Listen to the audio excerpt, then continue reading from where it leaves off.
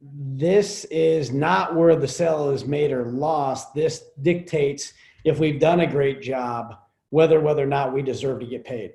And so there's a lot of avenues in the give to get statement that we can really start to break down and fail if we don't set ourselves up for success in this part. So just making sure I got everybody on mute here. Okay.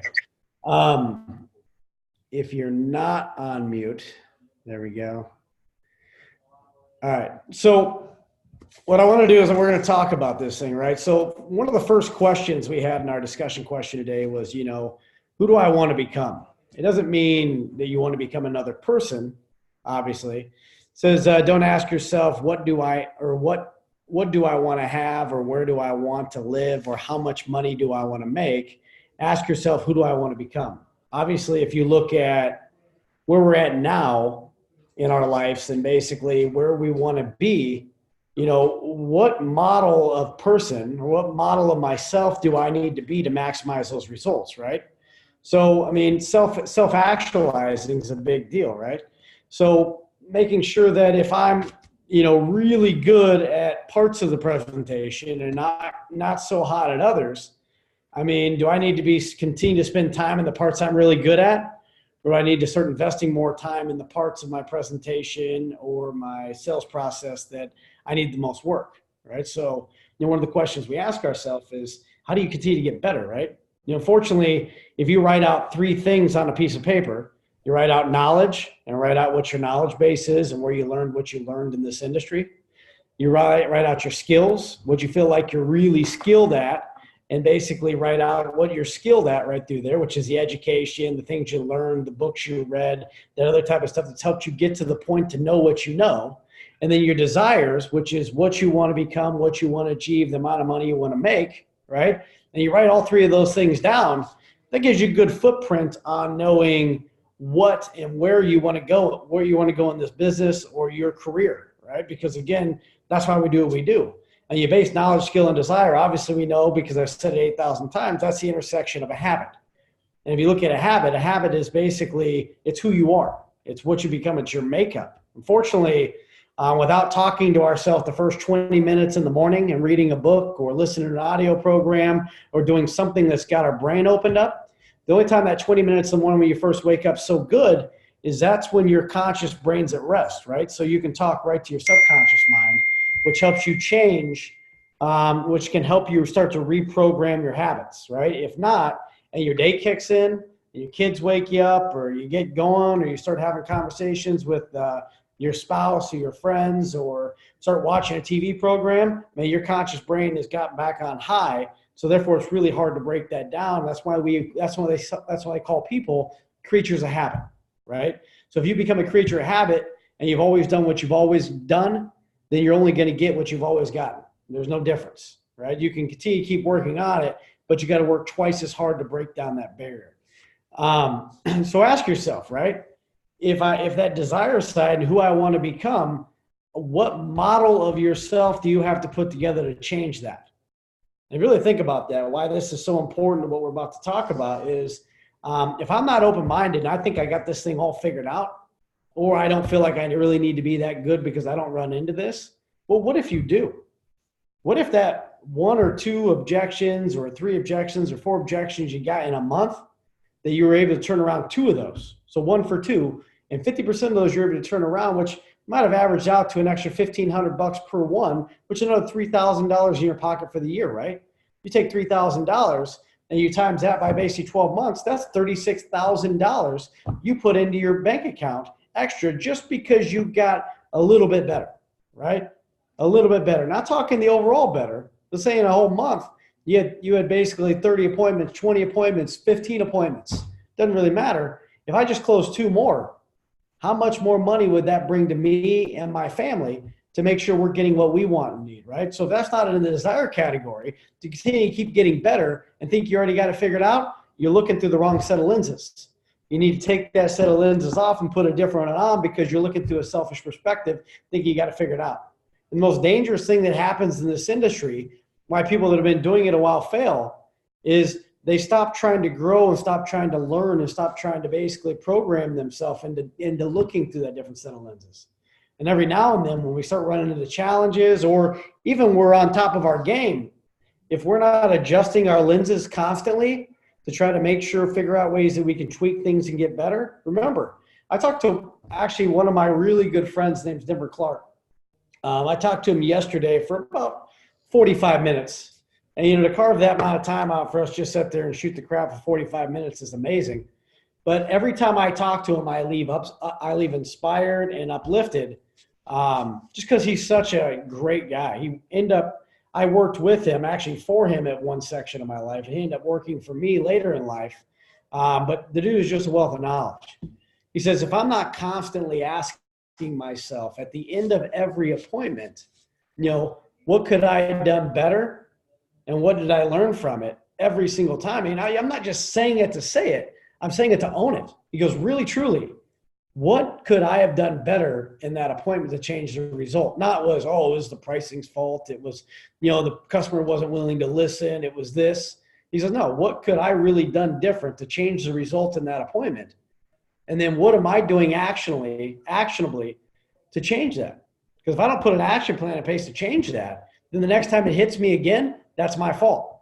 First time's learning, second time's my fault, and it can't be my fault. So again, I loved hearing that yesterday, and I'm like, wow. So it kind of reminded me today, who do I need to become to get what I want and desire, right? Because sometimes wants and desires are two different things, but really they're not that far apart. Because at this day and age, you're in your 30s, 40s, late 20s, 50s, whatever it might be. You've learned a lot through life, and life's paid you a lot of dumb taxes, right? If you don't learn from your dumb taxes and basically do something to change yourself on how not to pay that same dumb tax over and over and over again, it's a big deal, right? So, with that said, I hope that helps out a little bit. The one thing that I really loved that I took away a note, and I want to share this before we get started. I think it's important.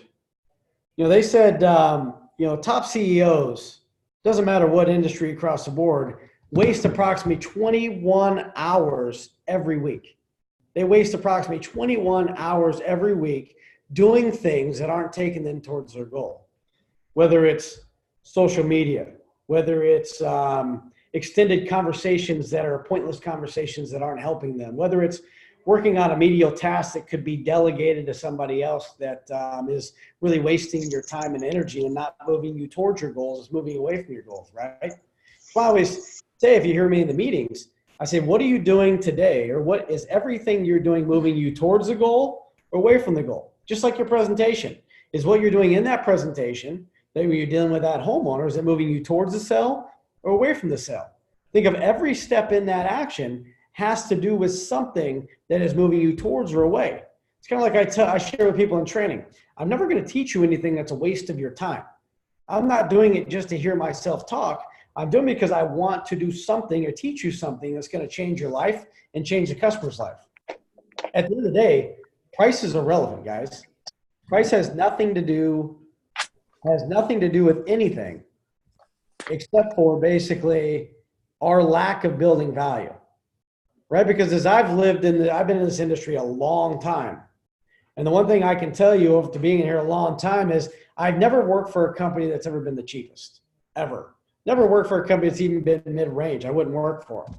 I work for a company that's more likely on the high end, where I got to be a little bit better than everyone else in the industry because I want to get paid more than anyone else in the industry. Because again, if I go sell a cheaper price, that means my fee for service goes down. My basic quality installer goes down. My basically quality of my company goes down, right? My paychecks start bouncing. There's all kinds of things that can happen. I show up to work one day and the lights aren't on. By the way, I did that. I worked for a company once that did that. It's not very fun when you're rushing to the bank on Friday to hurry up and pay your paycheck because it's going to bounce. That's not a fun thing to do. And so I vouched to myself I would never work for another one of those companies ever again, because again, that was a scary part of life, knowing that you're paying your bills dependent on somebody's payroll not bouncing. That's why, again, I work for where I work, making sure that big things happen. So we want to make sure that we are doing basically the little things that add to big things that allow us to make sure that we're doing, gigantic things in our life. Because again, if 60% of our life here is about work, and our job basically where we're trying to work is a big deal. We want to make sure we're doing what we need to be doing to effectively feed our families, right? One of the cool resources on here says 7 Habits of Highly Effective People. We talk about that all the time, right? Seek first to understand, then to be understood. Because if we can't allow ourselves to do that, then we're jumping the gun. So rolling into today's task, right? So based on what I want to become, what do I need to stop doing? What are the time-wasting activities I need to stop doing to get myself on track, stay on track, or keep on track, right? Like the CEO wastes 21 hours a week, right? And their whole job is to work on what the business looks like 5 years from now, not basically what it looks like within the year, not what it looks like within the month.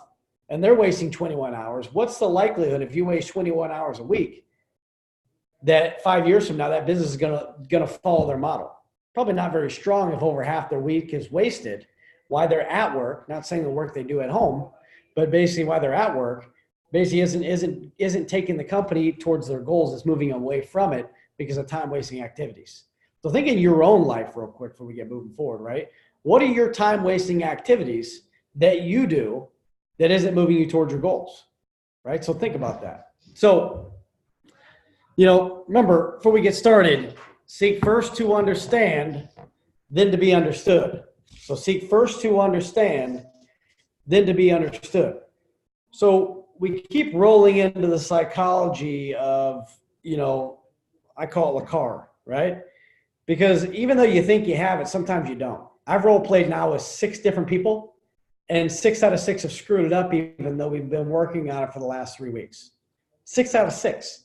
That means after you hear the content, you run on and do the same thing you've always done, trying to remember it and work it into your program, when quite frankly, that's a failure in my mind, because if you have a tool and you don't use it, it just sits in the toolbox and is worthless. So we need to make sure, again, we're using the tools that we have and we're getting good at it, because if you want me to teach you the next level stuff, if you don't listen, why would I teach it? I'm not going to move on until I know we have it. So I'm sorry to beat a dead horse, but you're going to get it, because again, that's what's going to help us get ourselves to the next level. So let's go ahead and we're going to start today. So we talk about the frame I want to think about, right? And, I know some of us, and I read the results, and I read the results yesterday. By the way, there is no 36 or 24 months no interest unless, number one, I make an exception from our finance director. So don't be basically playing CEO or executive on your own. I need to know about that so again I can help it out. But the second thing is think about it, right? If I need to think about it, what's going into my head at this standpoint, right? If I'm a customer, think about the psychology, back it up for a second. Forget all the sales crap, right? If I'm sitting across from you and I tell you I need to think about it, what could be going in my mind, right? So think about it from a customer perspective, not your perspective, right? Your perspective is, I can't believe they want to think about it. I gave a massive presentation. Oh my God, what a bunch of idiots, right? Maybe that's not it. Think about it, right? What internally could be going on inside of them that's causing them to say, I want to think about it, right? Is it fear? Have they made a bad decision before? Have they known someone that's made a bad decision? Are they scared because the amount of money you're asking, if it is the wrong decision, might put them in financial heartbreak, right? So think about that. Number 2, are they thinking of you, even though you did a massive presentation at this point, are they thinking of you like a commodity, like going out and buying, truthfully, a television, right? If I want to go buy a Panasonic television, I don't know what even a good brand is. I don't watch TV, but a Panasonic television, and I want a 55-inch Panasonic TV, and I saw that Panasonic TV, and I'm sitting there getting ready to pull the trigger, and I second guess myself. So I talk myself out of it because I want to see if I can buy that same Panasonic TV from 3 or 4 other places and get a cheaper price. Well, I might be justified, because if it's the same model number, same everything, and basically all I got to do is plug it into one plug, And literally it's going to work the same no matter if it's in my living room, my bedroom, my basement, which I guess I don't have basements here, my attic, my game room, whatever it might be. If I have basically that TV and I go plug it in 4 different places in my house, I know I'm going to get the same result every single time, no matter what or who or where I buy that TV from. Does that make sense? So if I let customers treat me that way, then of course I'm a price. So what you got to think about is, what other than a product are we, right? So this is why I say the product is only this much of it. The product is only this much of it because it's not really that relevant. The product is based on the solution that we provided based on the problems they have going on in their house. Because if the problems they have going on in their house aren't what basically your problems didn't get solved by it, and you're trying to solve it with a price, you're an idiot. It means you've never been listening for the last 2 years. Because if you've been listening over the last 2 years, that product has that much to do with it. As long as you can meet their color requirements, their basic operation requirements, their style requirements, then those needs are met, then the rest of it's all about the solution it's giving, right? If I went through a whole presentation, didn't even say what the hell my product was named of, I just called it a dream style window. And I talked about, this is what we got to do to take care of the solution.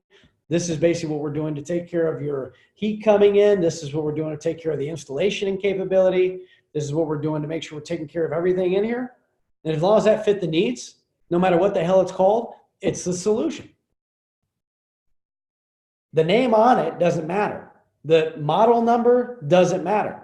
Because again, if that thing's installed incorrectly, what's the likelihood there's a warranty? You know, every manufacturer out there has a void in their warranty for improper installation. You know, no insurance companies that you walk into a house cover hired help, which means that company they choose, and now becomes their employee. And if you really think about that, would you hire some of these people inside your house and call them your employee based on what they look like showing up at your kitchen table? Man, think about it. A lot of people in our industry do this because they can't do anything else in life. They failed in everything else in life. So therefore they figure they got to go sell home improvements, and they like to sell them for cheap companies because it doesn't take a lot of talent to sell a $200 window or $400 window, even a $1,000 window.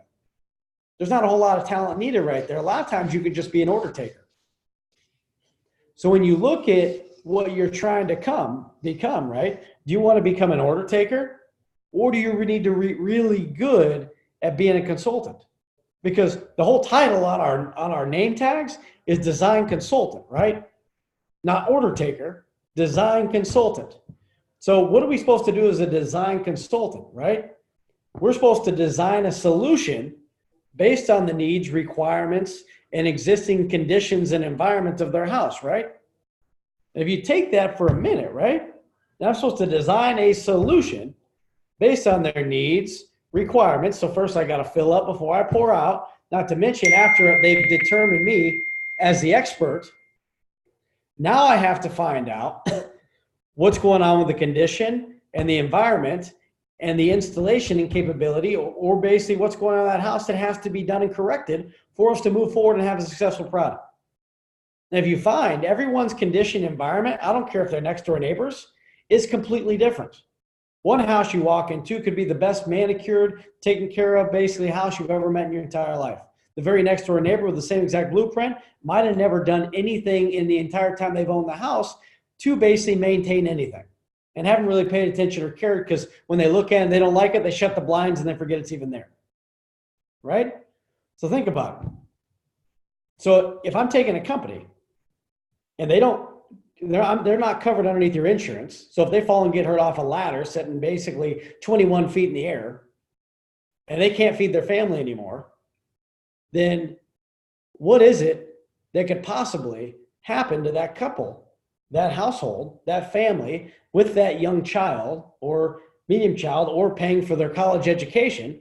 What could end up happening to them if somebody falls off and can't feed their family any longer, right? Think about this.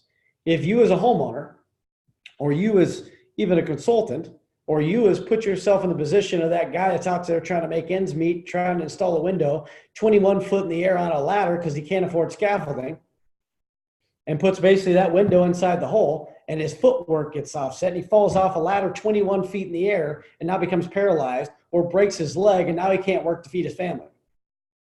So put that slice of life in there, right? If you were in that position where you fell off a ladder 21 feet off the ground and you broke your leg trying to install a window in someone else's house that was too cheap to give you money to pay for a scaffolding, what would you do? Would you, A, sit down, feel sorry for yourself, and try to collect basic unemployment? Now you know the bills are racking up and you can't feed your family, can't even provide basic food on the table? Or two, would you go ahead and sue the couple that basically hired you to do the work, that didn't give you what you needed to perform your job, and you go after them for 10 times, 20 times the amount of what that project's actually worth, so therefore you can feed your family while you're down and out, while your knees recover? Think it happens? More than you ever expect, because that's our industry, right? Lack of meeting customers' expectations. You want cheap, you can find cheap. We're not telling you we're not the cheapest in the world.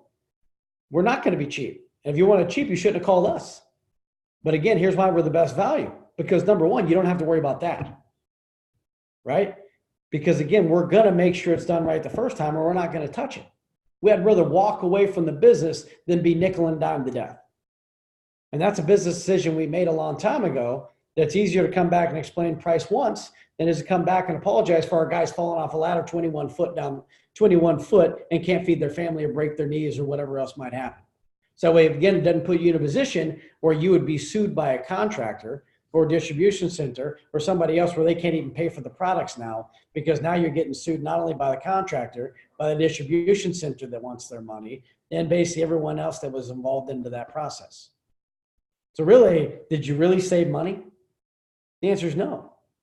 So again, remember, you got to put people on a slice of life, because this stuff here is real life. And if you don't put real life into them, put them in the slice of life, then all you are is basically Vanna White. You're just another salesperson talking about feature, advantage, benefit, and how good my warranty is, right?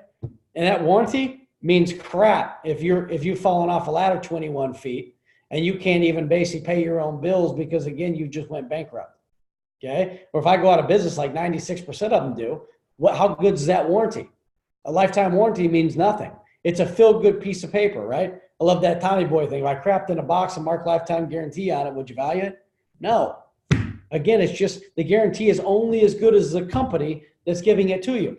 And 90% of lifetime warranties come from the manufacturer, not the person that's selling it to you, right? And when they're selling it to you, that basically manufacturer is in business for one reason and one reason only, right? That's to make a profit.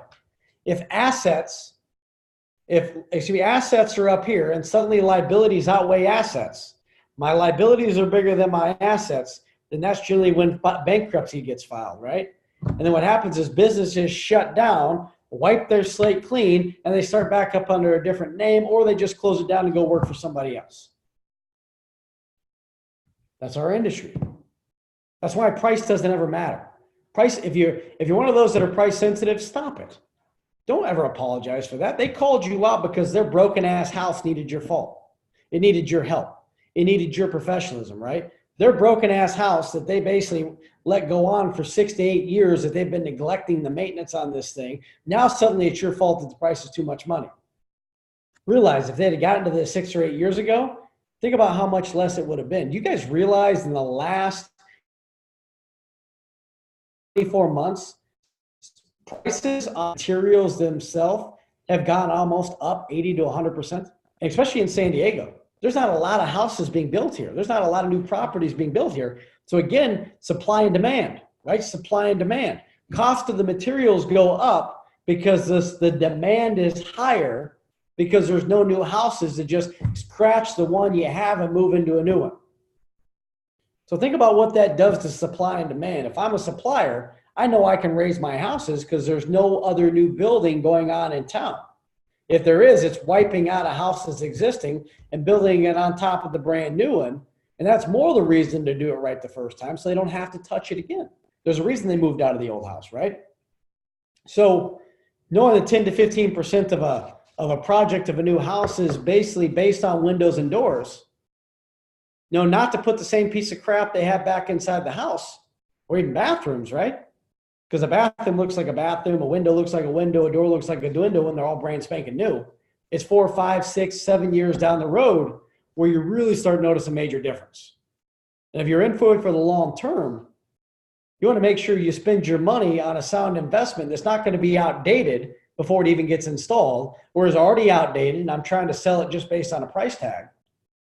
I got to make sure I'm putting the customer and myself in a position to where we want to warranty that or service it. And it's not something in 4 or 5 years is going to be obsolete and out of the market because, again, it's old technology. It's kind of like we talked about, right? If I knocked on the door today and I offered you a pager and I said I was going to give you that pager for free today, matter of fact, I was going to pay you $15 a month to use it, but you had to give away your iPhone, most people would laugh at you because it's not worth the hassle for the $15 a month in the free pager, because that technology is obsolete. And it's not that long ago, that was 10 years, like 10, 15, 20 years ago, that was basically hot technology, right? You wanted a pager. If you were a doctor or a lawyer or somebody of high importance, you had a pager. Now you couldn't even pay someone to take one, right? So how is that relevant to our situation and what's going on in the industry? Maybe it's fiberglass bathtubs, right? Maybe that's basically vinyl windows. Maybe that's old technology, right? Retrofit installation. So look at that. How do you relate things like that to where you put value and a dollar figure on it to raise you above the rest of the competition? You're unique. There's only one you. When you're out here, you're backed by basically San Diego's best, nation's largest full service remodeling company. We're number 9 on the top 500 in business revenue, not counting 500 stores that packed all into one trying to get ahead of us. So legitimately, you've got everything you need to be successful. The only thing that misses sometimes the mindset and the set of lenses you're looking through. If I'm looking at it, I'm the victim. I can't win because I'm out there charging more money than somebody else. That's in your own melon, dude. That's in your own melon. I can show you freaking 100 different people that can walk into the same house as you walk into and make it happen. My buddy Denver Clark would be one. I would probably be another. There's multiple people in this, probably even on this Zoom call, that could do the same exact thing. But even if my basically brain power or my lenses is jaded or fogged up, I'm going to walk into that and not be as sharp and focused on what I need to be because I'm too worried about what the price is going to be before it comes out of the iPad. And that's a bad thing to ever be to. You never apologize for somebody else's state of mind they put their house into. That's not your fault. You're not the builder. You're not them. You can't own the thing that they need to own, which is why we ask that commitment. Have you given up trying to fix it on your own? Yes. So we'd agree that this definitely needs to be replaced, right? That's why all these things roll in together. If you think you're too freaking smart to get that, or you don't need it because you haven't gotten it before and it worked, well, it's the time it bites you in the ass at the end of it that you need to be paying attention.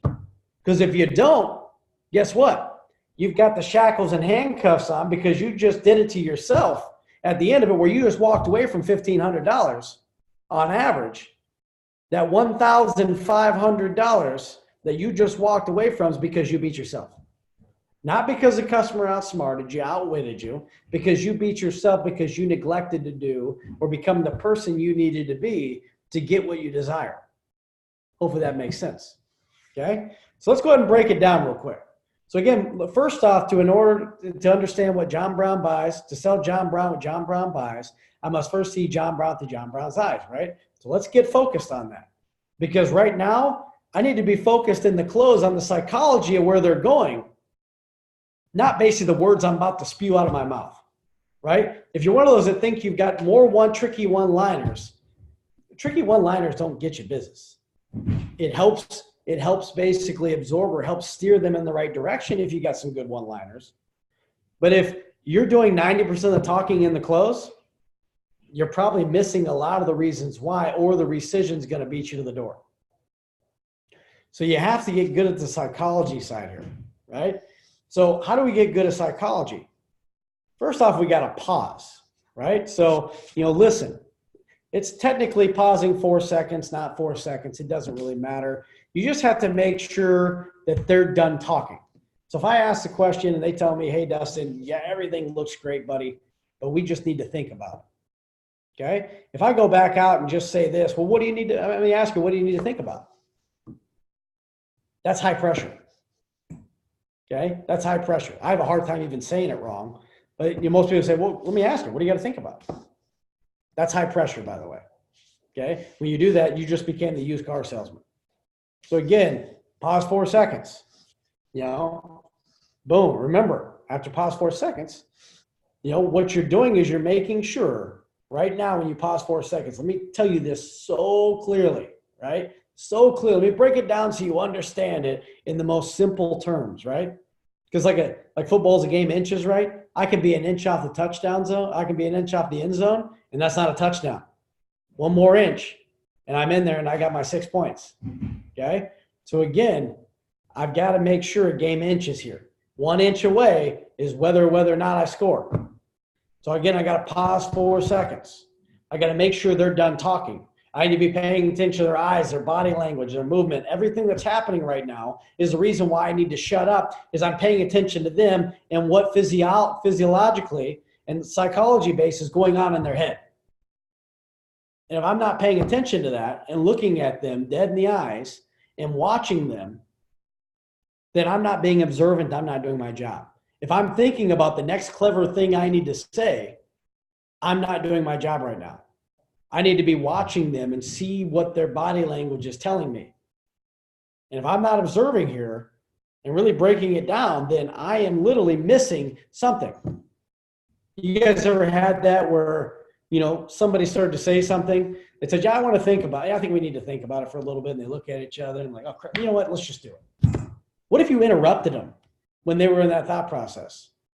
And you stopped that whole basic process right there because you broke their train of thought because you didn't have silence for a minute. Never happened to you? Sure it has. Okay? Because you don't want to break their thought yet, because you want to let them make sure that they're done. If you're being smart and being intuitive right here, you'll watch. Sometimes they'll say, I want to think about it. And they look at the other one. The other one looks at the other one. If you don't keep silence there, you start jabbing with things, start jabbing comments in there, then you stop that natural flow of action, which could be going on. It might be what their instant gut reaction say, I need to think about it. But they haven't fully processed in their brain really what they're trying to say.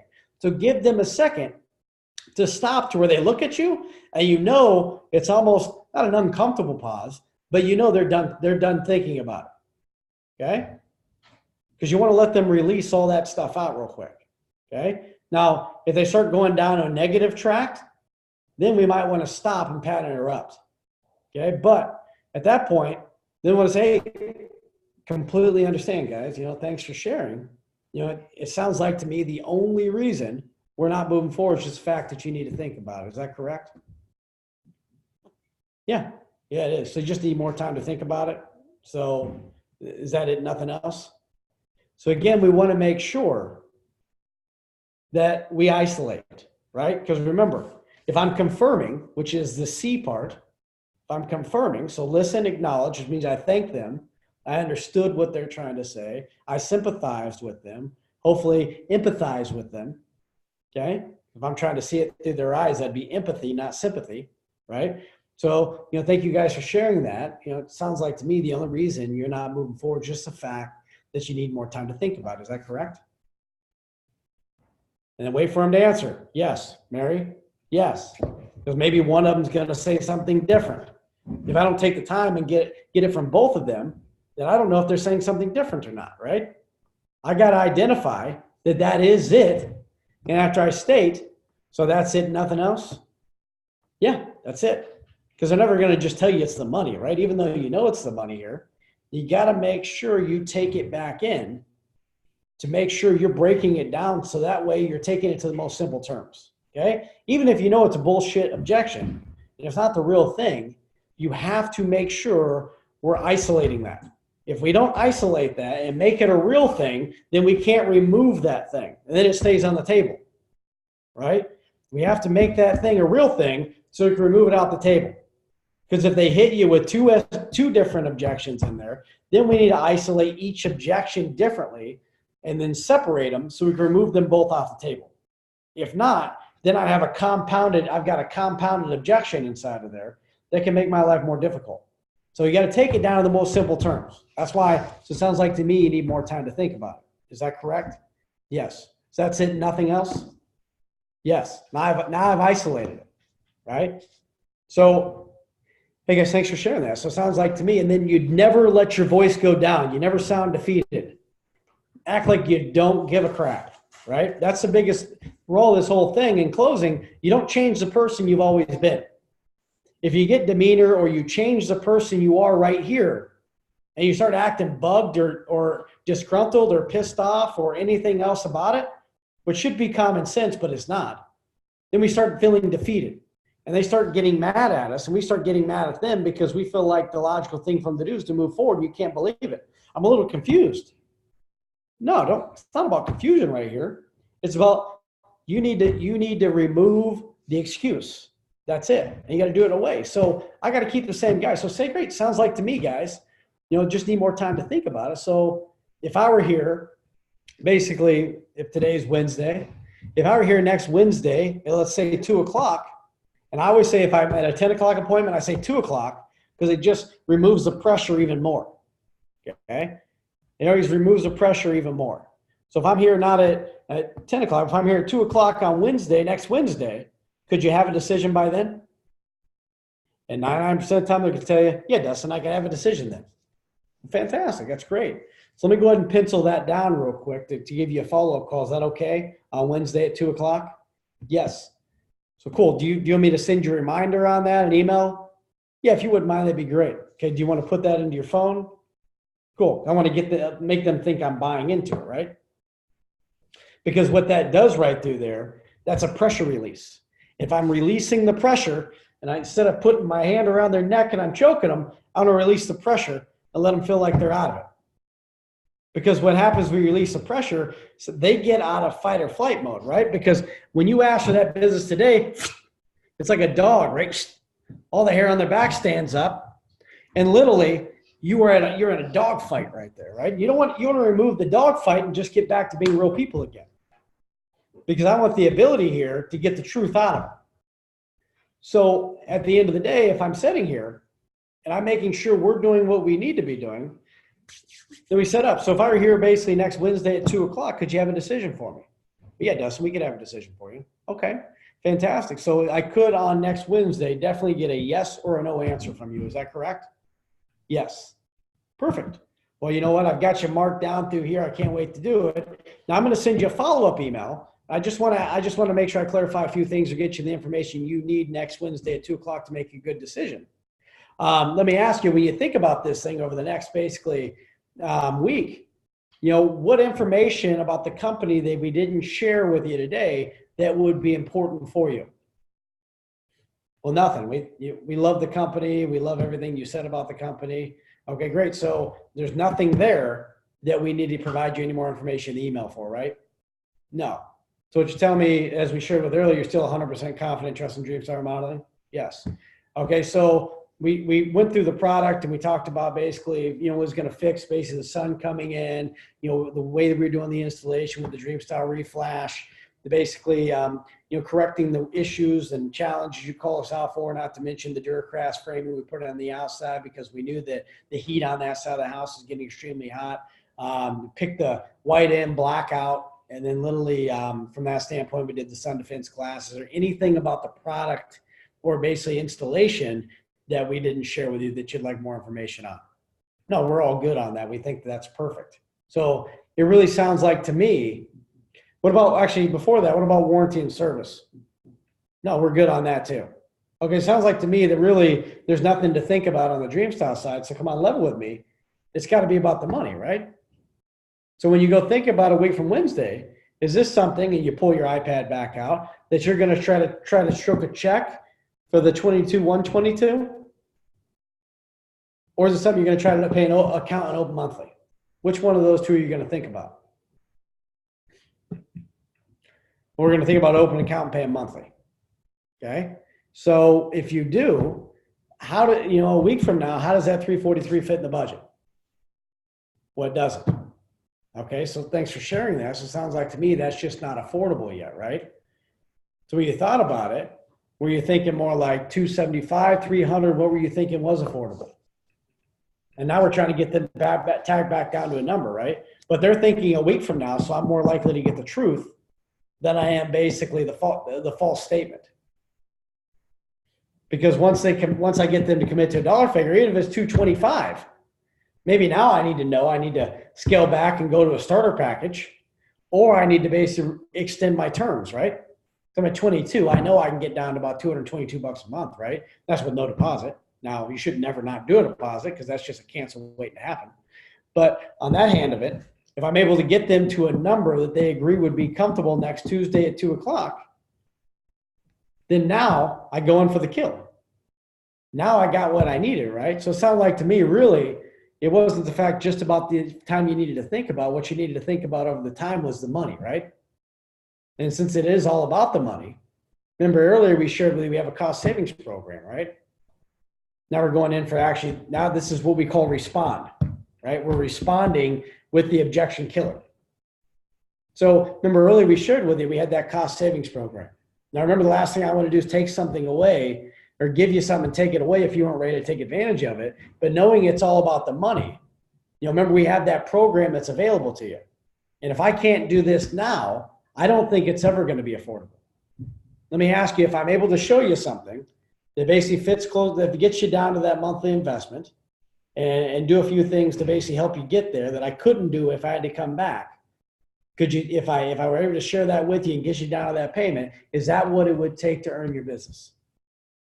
Yes. So if I'm able to share with this cost savings program, initial visit savings, could we go ahead and earn your business today as long as we can get to that or real close to that number? Could you at least tell me yes if you liked what you see and no if you didn't? Because I have your permission to do that. Yes. Yes. Get yes from both of them. Because what happens then, you made it about the money, and you just take it from a week from now and you put them into the smallest box that you can put them into. Think about psychology, what we just did. There's no pressure there. I'm talking about writing them an email and what they're going to find in an email, and then it got flipped right back onto the money again, check down to where if I'm down to $225 a month, or whatever the payment might be, now I've got them right where I want them. And I did it in a way that's professionally aggressive, not high pressure. There's a big difference between that, right? It's a big difference. And then I don't release that thing, that basically cost savings program, until I know I got them down to a payment. It doesn't even come out of my mouth, because give to get means I'm giving that discount to get the business in return. And if I just give it to give it and I throw all three prices out there, I'm an idiot. I have literally taken all my value and I've shot it down the tool, and now you're basically Bob Barker.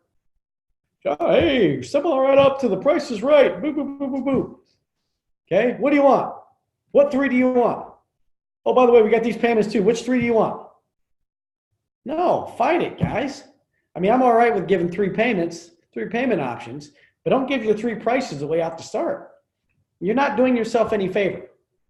You're moving yourself, we talked about the desires, you're moving yourself away from desires and back to knowledge. Because if that's what you've been doing, you're only going to get what you always got. Right? So again, if I'm able to, let me ask you a question. So if you go ahead, when you go ahead and think about this a week from now, is this something you're going to try to stroke a check for the 22,122? Or you're going to go ahead and open an account and pay monthly? So let me ask you, how does that 343 fit in the budget? Well, it doesn't. Thanks for sharing that. So, a week from now on Wednesday at 2, what would be more affordable? Were you thinking 275, 300? What were you thinking? Then you're getting them again to dive into a payment or an affordability range. You can find the affordability range, which is what we're trying to find, right?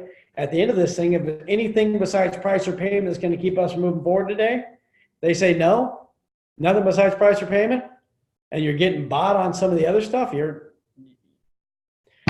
the door is going to hit you where the good Lord split you. That's exactly right. Because you just got lied and iced out of the house because you weren't fundamentally strong here. That makes sense. And again, this is only one segment of this whole thing, right? I could probably do this thing for a year because there's so much that's involved into here, right?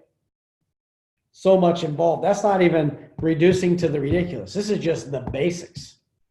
This is the basics. But what I've done is I've taken a small close that I wanted you to learn first, John and Mary, you're generally two different things, right? It's the product, the company, or the warranty. We call that the dream style side. Or come on a level, we made some money, which is basically the monthly investment, initial investment, overall investments, keeping us moving forward, which sounds real salesy, right? So now we've taken the salesy part, now that we got that basis down, and we've put a little strategic approach to it. We put a little strategic approach to it. Because when you take strategic approach, you're a lot more likely to get there and a lot more likely to piss off or offend somebody because of the way you're saying it. Remember, Celine Dion's a fantastic singer. I mean, I can sing really good, but I'm not going to draw a crowd in like she's going to because she's extremely talented in that scheme. Completely joking. I can't sing to save my life. But the difference is not the song, it's the singer. Right? So it's how you put that into the whole presentation that's going to make all the difference in the world. And I'm sorry to be a repetitive robot on this, but to me, you got to practice this till you can't get that part wrong.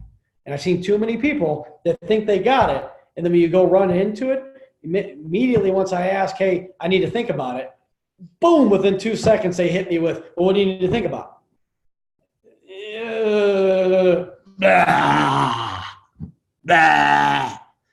That's called diarrhea of the mouth. Okay? That's high pressure. So again, we need to make sure, slow it down. Listen, get into the psychology, right? You should never stop watching their body movements, their language. Are they leaning in? Are they backwards? Are their arms crossed? Are they sitting back like this? Sometimes that's thinking, sometimes it's pulling away. You got to figure out who you're dealing with.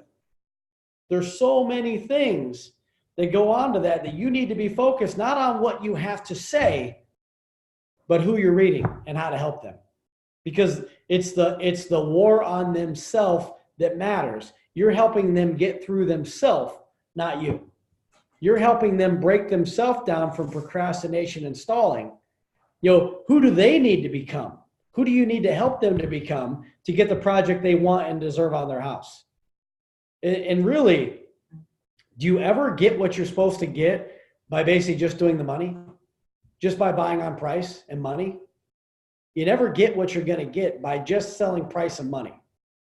If that were it, all they would do is list, buy new windows, buy them at $189, $500, or $2,000. There'd be nothing about product or anything on there. People don't buy prices, they buy value. The only reason why price is ever an issue if you didn't bring the value and then put them in a slice of life where it matters. Because reducing to the ridiculous and all that stuff doesn't matter till you know you've got a target to hit. Unless I know what monthly investment they can afford or what price they're willing to pay, I can't get there. And even if they tell you they're at 22 grand and that's where they had budgeted, they budgeted 12 grand to do the whole project and you're at 22, you ask them, if I had been at 12, is that something you would be paying cash for today? A lot of times you'll find out, well, no, we'd be financing. Or yes, we would be paying cash. Great. How long did it take you to save up for that? 3 years. Congratulations. That's a lot of money to pack away in 3 years, right? So it took you 3 years, 36 months to do that, to basically come up with all that money, right? So what a lot of mistakes people make is they try to buy on a budget to where they buy it, and then basically in 3 to 5 years, 6 years max, they're looking at doing the same project over again because they only allotted this much money to do the project. Knowing what you know now, can you see how the project is larger and a bigger scope of work than you ever expected? So if you try to stick within that budget, you think you're putting yourself up to make this project a success or a possible failure. Because remember, this isn't like going out and buying that television. Depending on what room you put it inside the house, you plug it in, you get the same result. There's a lot more going on here with the inside and the outside as far as remodeling goes, right? The 5 different measurements we took of the window or door, how everything's racked in here. Basically, 16th inch of ground, only 3 by 5 foot windows, equivalent of a brick missing out of the house. The sun coming in, there's no way you can turn the dial down or up enough on your heating and air conditioning to make a difference. The fact that maybe they don't carry the right insurance, so they showed you an Accord certificate from the first of the year that was basically no longer good on February 1st because they forgot to pay their bill or didn't want to pay their bill because they had to pay their bills on top of it. the fact you got some guy hanging 21 feet off your house on a ladder because he would skip the price of scaffolding to make it affordable for your budget, end up putting you in a worse position than it did a better position. There's lots of things that happen here. Even the most reputable company sometimes make the stupidest decisions to get the business. Don't bet yourself be one of those people.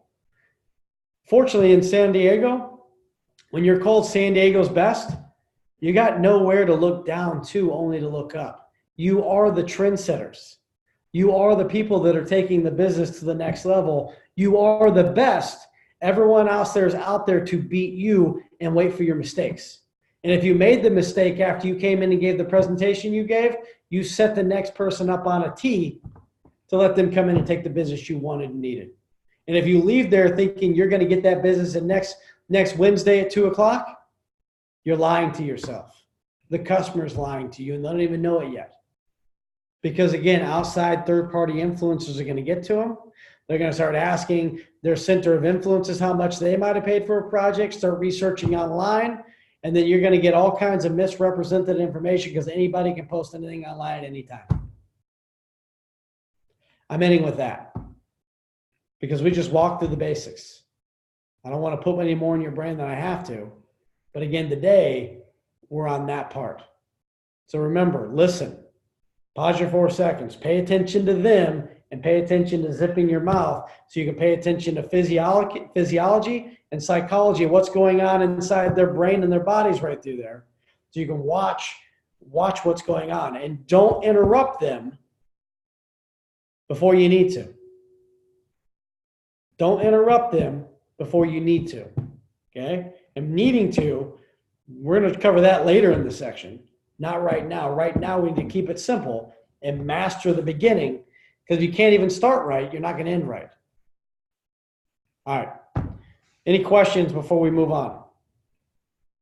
We're going to end this call because, again, we've gotten some, I feel like good information. You guys might feel it's repetitive, but I know in my mind I'm beating it into your head, which is what I want to do. Yeah, Dustin, did you record this? Yes, I did. Perfect. Okay, thank you. Anybody got anything? Okay. Well, with that said, guys, have a great day, and I'll see you guys on the board.